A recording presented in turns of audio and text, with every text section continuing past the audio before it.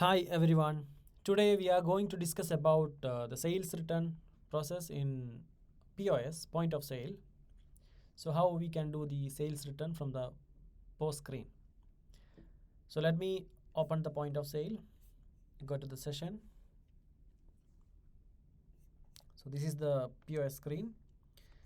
So let me search for a product, POS product, which I created already. So select that one. So I'm going to sell two quantities of post product from the POS. The quantity is 2. Then I have to select the customer. Let me select this customer, go to the payment, then which is cash, payment method is cash, and validate. Now we already sold this item to the customer. Let me go to the backend. I have to check the stock of the item.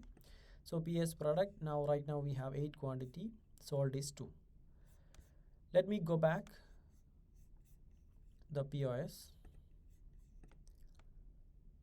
So if the customer is returning that item, so we have here orders. If I go to the orders,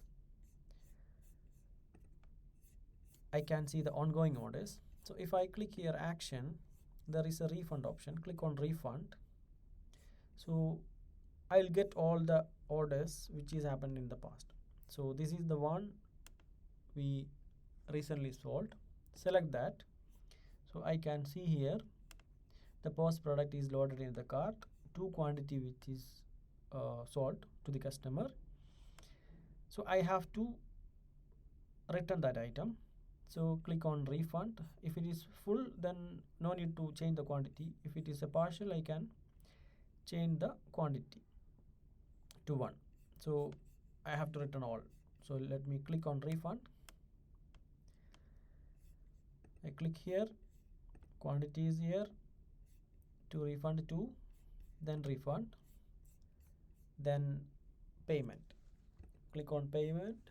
I have to pay back the same amount, then validate.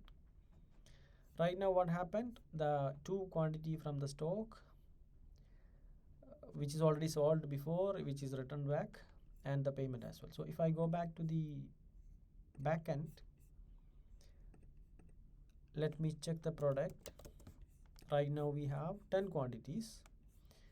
If I go to the history, movement history, I can see this is the opening stock, and this is sold to the customer 2 quantity and customer returned back 2 quantity.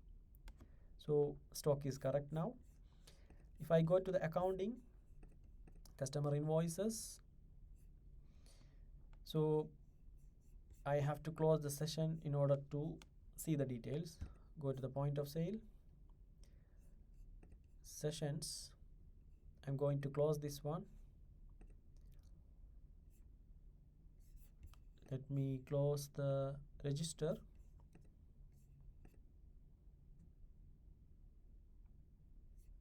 And backend.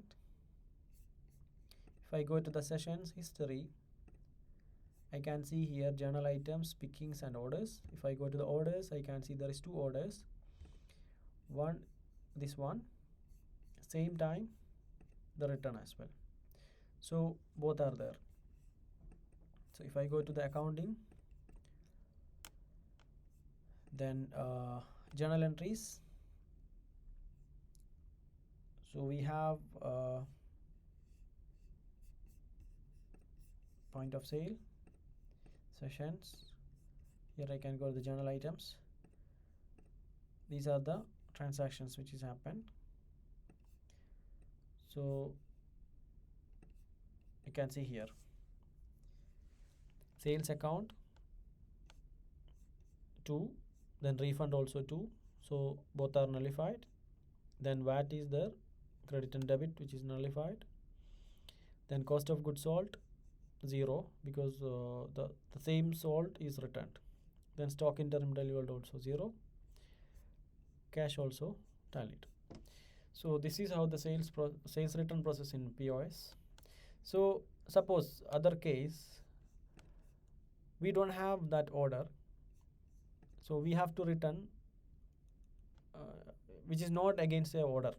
So what we will do, we will search that product. So right now we have post product.